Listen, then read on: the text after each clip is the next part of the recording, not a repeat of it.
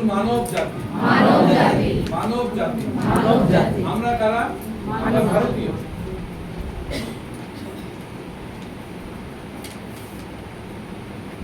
একই রূপে সমগ্র বিশ্ব ব্রহ্মাণ্ডের সমগ্র মানব জাতির প্রভু তিনি।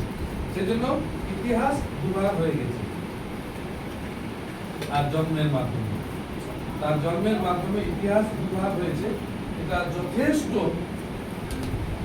যে বলা প্রভু যিশুই ঈশ্বর।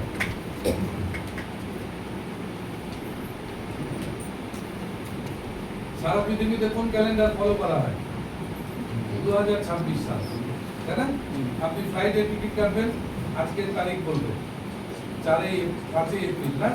5 এপ্রিল 2026। আপনার জন্ম যে সার্টিফিকেটটা আছে ওখানে লেখা আছে 15 সেপ্টেম্বর 1950, 1960, 1970, 1980।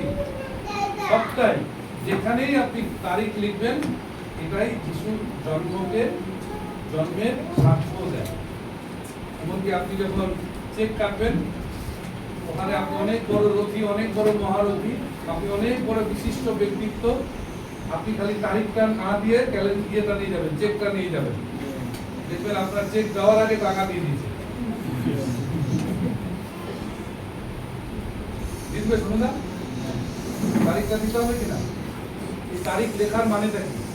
আপনি যিশুর অস্তিত্বকে, যিশুর উপস্থিতিকে স্বীকার করলেন নিজের হাতে কলমের দ্বারা। Hallelujah. Hallelujah. He is the master. Why? Because of his resurrection power. প্রভু যীশু খ্রিস্টের পুনরুত্থানের শক্তির মাধ্যমে সারা পৃথিবী তাকে জেনে না জেনে প্রভু রূপে স্বীকার করে। হালেলুয়া। Hallelujah.